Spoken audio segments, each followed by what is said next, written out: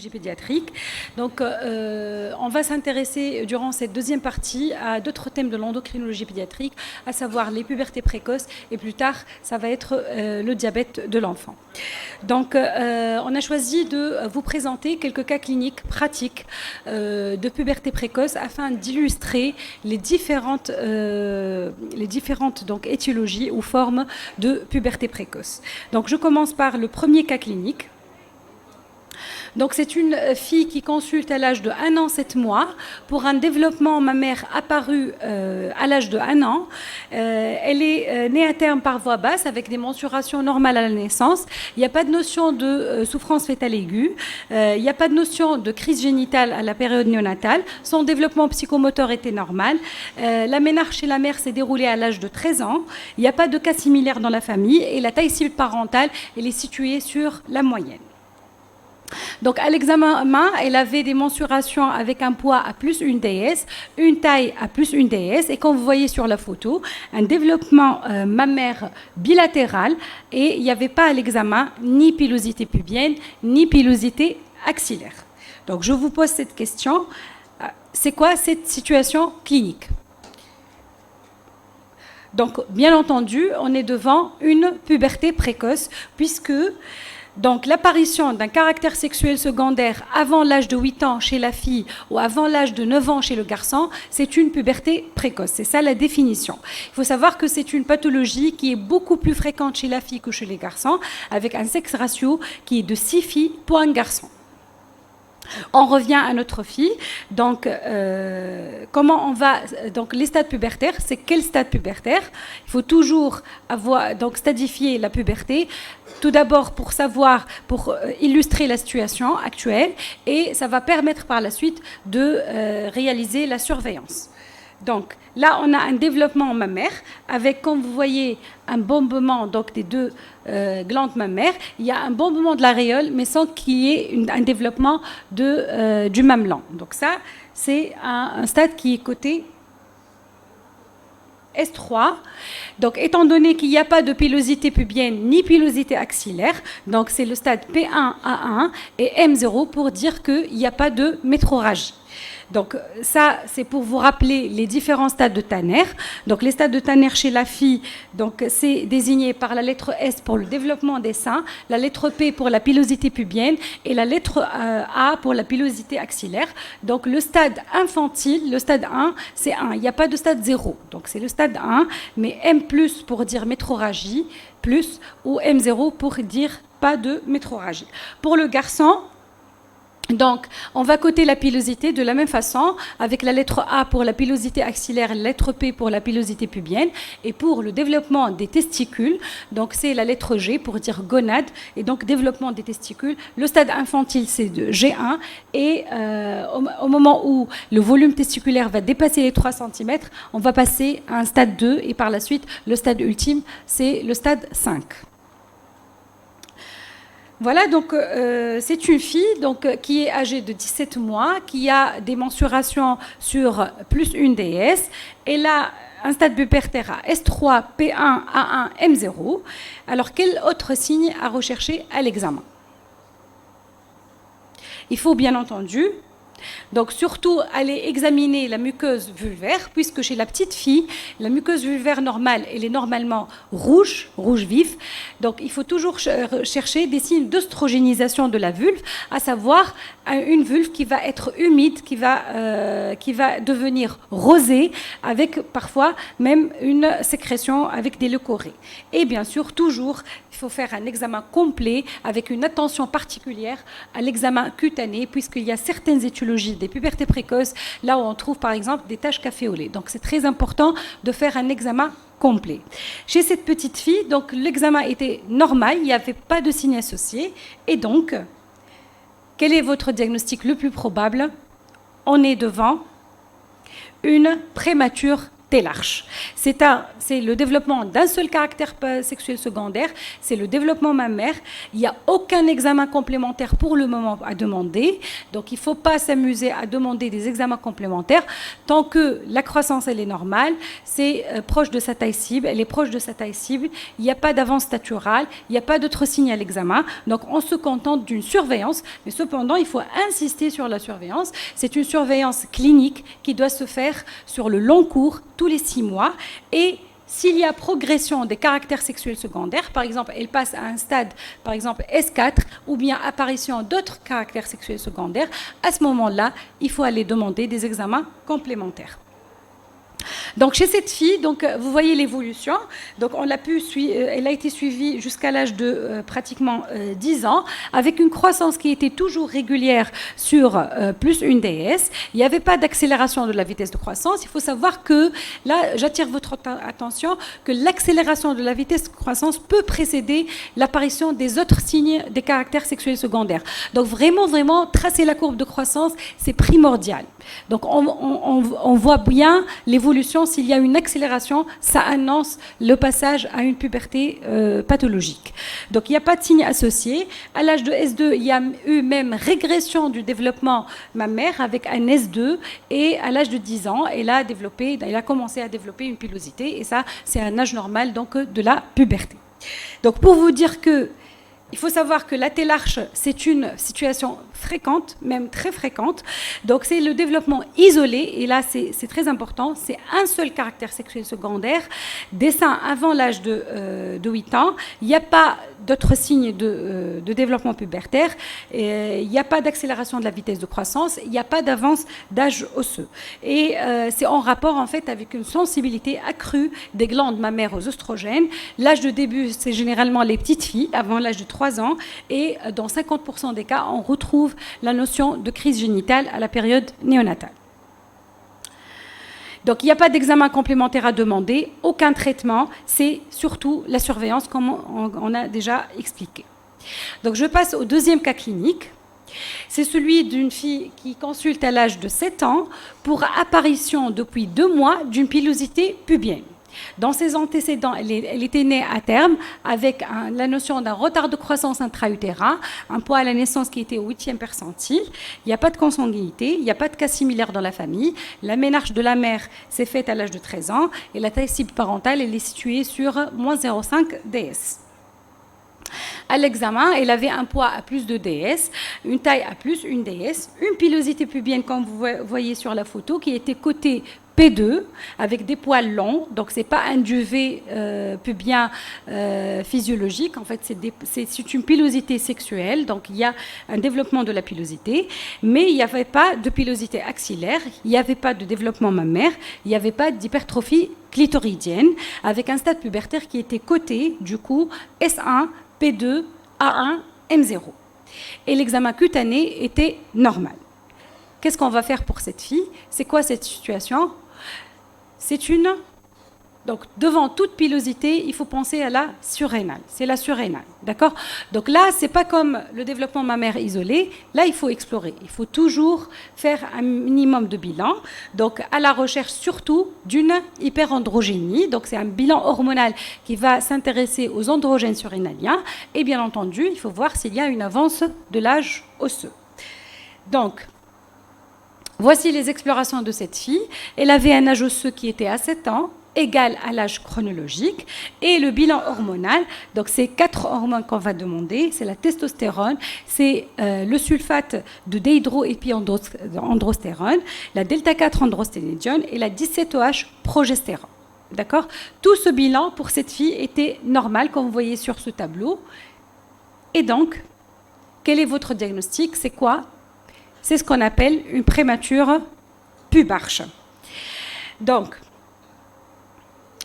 pareil comme pour la T-large, donc on a fait un bilan, il est obligatoire pour la pilosité pubienne de demander un bilan, mais on va s'arrêter là, il n'y a pas de traitement, il faut surveiller cet enfant. Et vous voyez que donc, durant l'évolution, il n'y a pas eu de progression des caractères sexuels secondaires, il n'y a pas eu d'accélération de la vitesse de croissance, ni apparition d'autres signes associés. Et donc, c'est bel et bien une prémature pubarche.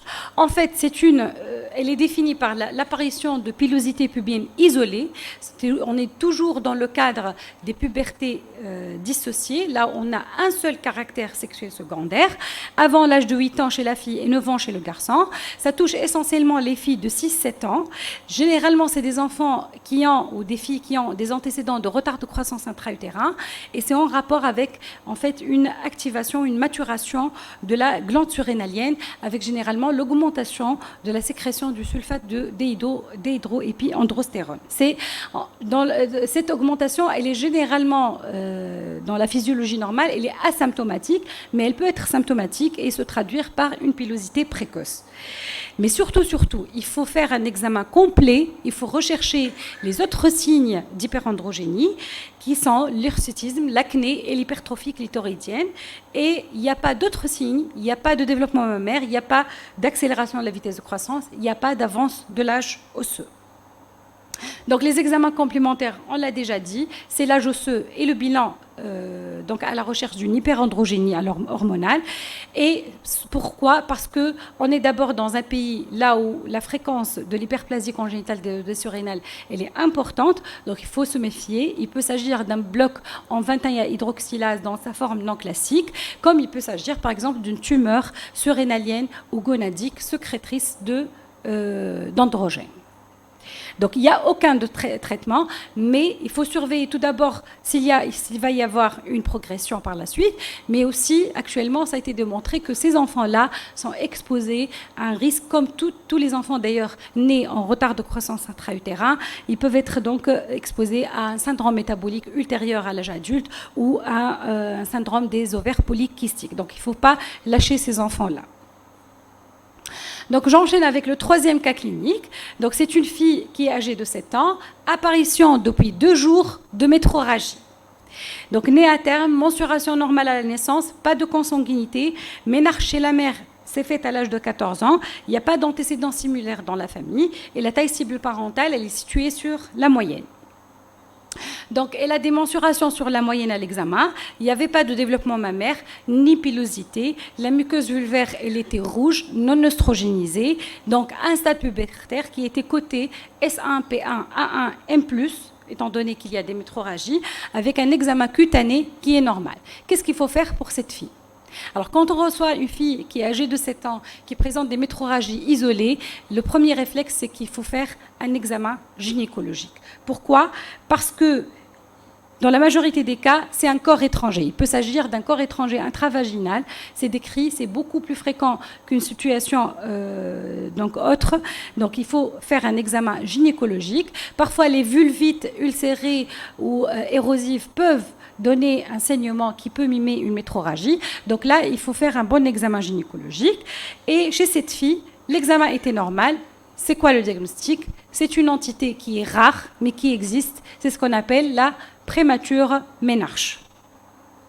Donc, il n'y a aucun examen complémentaire, pareil, étant donné qu'il n'y a pas d'autres signes, c'est isolé, il n'y a pas d'accélération de la vitesse de croissance, mais pareil, c'est des enfants qu'il faut surveiller jusqu'à un âge normal de la puberté, et à chaque fois qu'il y a une progression, il faut aller explorer, bien sûr.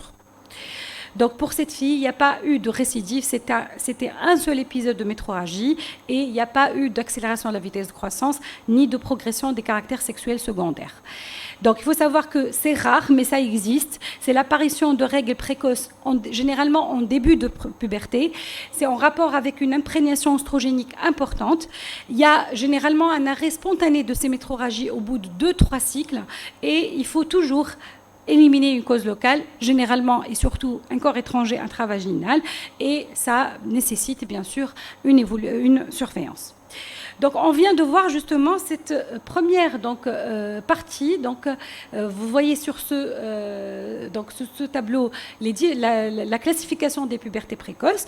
Donc là on a parlé de ce qu'on appelle la puberté précoce dissociée. C'est quand on a un seul caractère sexuel secondaire. D'accord ? Les autres causes, il peut s'agir d'une puberté précoce centrale.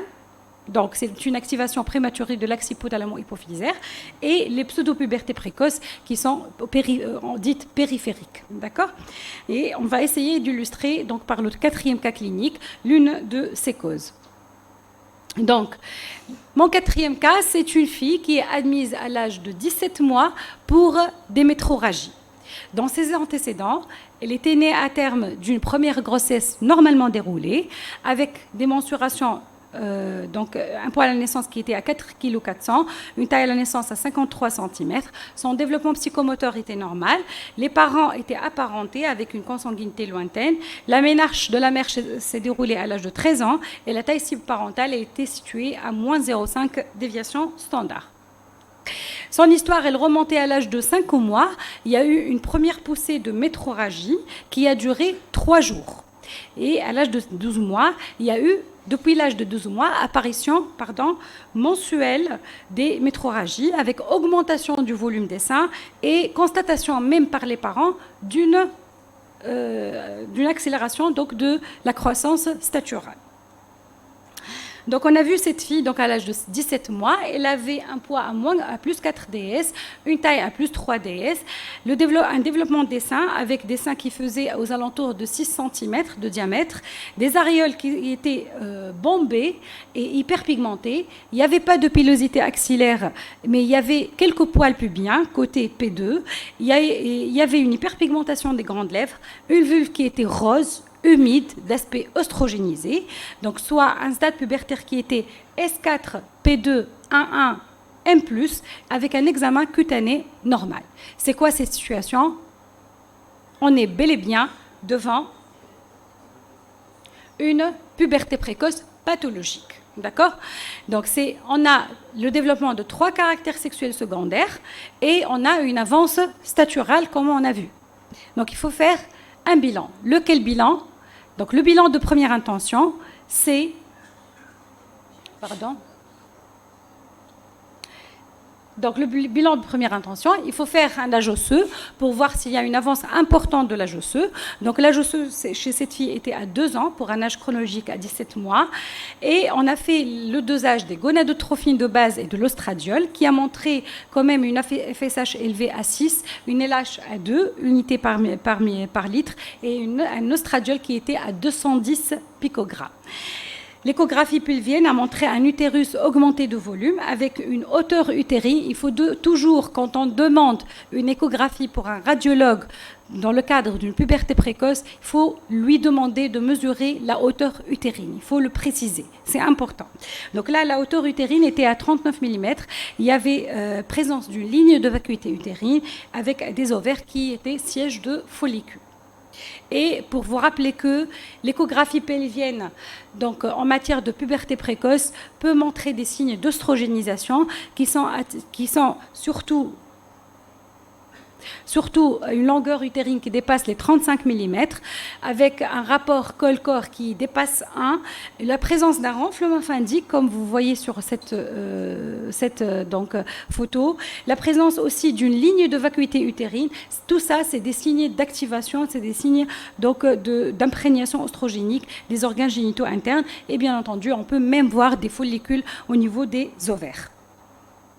Donc au total, c'était une fille âgée de 17 mois qui présentait une puberté précoce isosexuelle avec une avance staturopondérale, des signes biologiques comme on a vu d'activation de l'axe hypothalamo-hypophysogonadique et des signes nets d'imprégnation oestrogénique à l'échographie pelvienne. La prochaine étape, c'est quoi? On va se poser la question, est-ce que c'est une puberté précoce centrale ou périphérique? D'accord? On n'est jamais sûr, sauf si on va pratiquer quoi? Le test de stimulation, bien sûr. Donc le test de stimulation, donc ça c'est pour vous rappeler que voilà, donc je vous montre l'axe hypothalamo-hypophysogonadique. Donc comme vous voyez, donc la GnRH qui va stimuler LH et FSH pour stimuler les gonades. Je passe rapidement.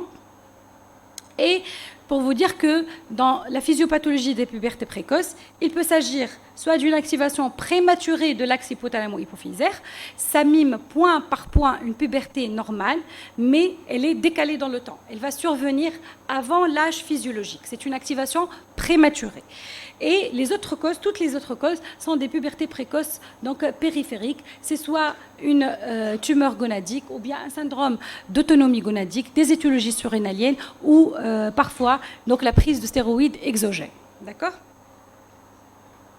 Donc le test OLH-RH, il a montré donc tous les pics au moment de ce test étaient supérieurs à 5 unités par litre. Il suffit d'avoir un seul pic, mais quand on a tous les pics, alors on est sûr que c'est une puberté précoce centrale. Donc on a, quand vous voyez, le pic était à 20 unités par litre, c'est bel et bien une puberté précoce centrale. Qu'est-ce qu'il faut faire? Quelle est la prochaine étape? C'est l'IRM. Bien sûr, tout diagnostic de puberté précoce centrale doit indiquer une IRM hypothalamo-hypophysaire. Ça, c'est important, c'est systématique. Donc l'IRM chez cette fille a montré donc cette masse comme vous la voyez qui est située sur le plancher de V3, donc qui est de petits volumes, c'est un amartome hypothalamique. Donc là on va conclure que c'est une puberté précoce centrale d'origine organique. Donc on a une lésion organique à l'IRM, c'est l'amartome hypothalamique. Donc pour vous dire que dans les étiologies des pubertés précoces centrales, il y a les lésions cérébrales tumorales. Donc l'amartome, c'est une tumeur bénigne, mais parfois il peut s'agir de tumeurs graves, comme par exemple le germinome. Il y a les lésions cérébrales non tumorales, telles que l'hydrocéphalie par exemple, c'est une situation assez fréquente, ou bien les séquelles d'encéphalite ou de radiothérapie ou de méningite. Et dans la majorité des cas chez les filles, c'est une puberté précoce idiopathique, centrale idiopathique. C'est vrai qu'actuellement, de plus en plus, on retrouve des gènes dans les pubertés précoces idiopathiques. C'est généralement quand un contexte familial existe et c'est pas fréquent chez le garçon. Chez le garçon, c'est plus des pubertés organiques. Chez la fille, c'est plus des pubertés idiopathiques. Donc l'IRM va rechercher une tumeur ou une malformation et toujours chercher une lésion hypothalamique et elle va bien sûr montrer l'aspect morphologique de l'antéhypophyse. Voici quelques plaques qui vous illustrent donc les différentes lésions. Donc là c'est un amartome, il peut s'agir d'un kyste arachnoïdien, d'un germinome qui est tumeur excessivement agressive ou d'un gliome des voies optiques. Et dans le gliome des voies optiques, généralement ça entre dans le cadre d'une maladie de von Recklinghausen et dans ce cas-là on peut avoir des taches caféolées à l'examen. C'est pour ça que l'examen cutané, c'est important. L'amartome, donc, pour vous dire que c'est des petites masses bénignes qui sont formées de neurones. Elles ne sont pas évolutives, ça n'évolue pas et généralement, ça ne nécessite pas de traitement chirurgical, sauf si ça s'associe à une épilepsie. Donc, c'est une lésion qui peut donner la puberté précoce centrale et qui peut donner une épilepsie gélastique. C'est ce qu'on appelle l'épilepsie gélastique.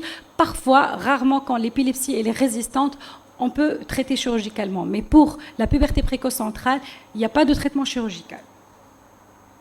Donc, maintenant, on est devant cette puberté précoce centrale qui est secondaire à un amartome hypothalamique. Y a-t-il une indication au traitement freinateur? Bien sûr que oui, parce que devant un diagnostic de puberté précoce centrale, il y a un certain nombre de questions qu'on va se poser. Qui traiter? On ne va pas traiter tout le monde, ça c'est très important. Comment et combien de temps? Quand arrêter le traitement et pour quels résultats? Il faut savoir que les objectifs du traitement, c'est contrôler le développement des caractères sexuels secondaires, freiner la croissance, bien entendu. On va préserver le capital de croissance pour, bien sûr, la taille finale, freiner la maturation osseuse, rétablir le bilan hormonal et améliorer surtout le retentissement psychologique d'une puberté précoce. Mais surtout, notre souci, c'est la taille finale. Le traitement freinateur, c'est un agoniste du récepteur de la GnRH, donc agoniste. Pourquoi? Parce que le fait de supprimer la sécrétion pulsatile de la GnRH, ça va donc bloquer la synthèse de FSH et LH. Le produit disponible en Tunisie, c'est la triptorelline, c'est le décapeptile, donc des ampoules qui sont dosées à 3,75 mg. La dose, elle est de 60 microgrammes par kilo et c'est des injections intramusculaires toutes les 28 jours. Voici les indications qu'il faut retenir. On ne va pas traiter tout le monde. Dans tous les cas, s'il s'agit d'une puberté précoce centrale chez le garçon, il faut traiter. Ce n'est pas comme chez les filles. Et dans tous les cas, chez les deux sexes, s'il s'agit d'une puberté précoce organique, comme le cas de notre fille. Et chez la fille, si ce n'est pas organique, il faut traiter les pubertés précoces centrales évolutive.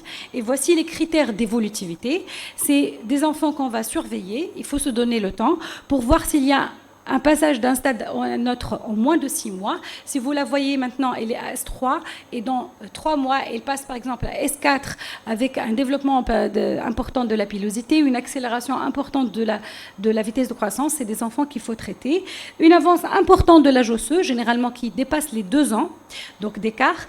Un utérus qui est bien stimulé à l'échographie, qui dépasse les 35 mm, une ligne de vacuité présente et bien sûr, il faut avoir un pic de LH qui est supérieur à 5. La surveillance, bien sûr, elle est importante. C'est des enfants qu'on va surveiller généralement tous les 3 mois avec une surveillance du poids, de la vitesse de croissance, du stade pubertaire. Il faut toujours coter le stade pubertaire, la tolérance du traitement, la surveillance biologique, bien sûr le bilan hormonal qui doit se normaliser généralement dans les 3 mois et une surveillance radiologique. Quand on va arrêter le traitement, il faut savoir que quand on démarre un traitement freinateur, c'est pour une durée minimale de 2 ans. D'accord? Et généralement, on va l'arrêter à un âge normal de la puberté, soit 11 ans chez la fille et 13 ans chez le garçon. Alors, je reviens à notre fille pour vous montrer qu'elle a été mise sous décapeptile à la dose de 60 microgrammes par kilo par injection en IM toutes les 28 jours.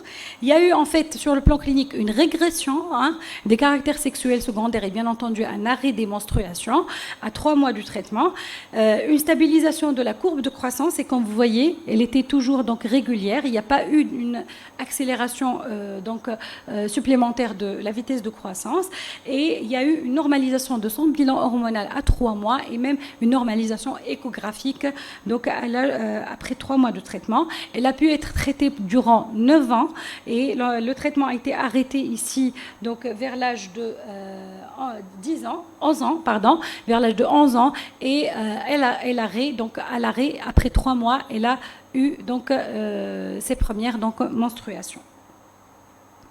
Donc en conclusion, il faut savoir que les pubertés précoces, c'est une situation rare, mais qui n'est pas aussi rare que ça. On en voit de plus en plus. Il y a eu un décalage même de l'âge normal physiologique de la puberté.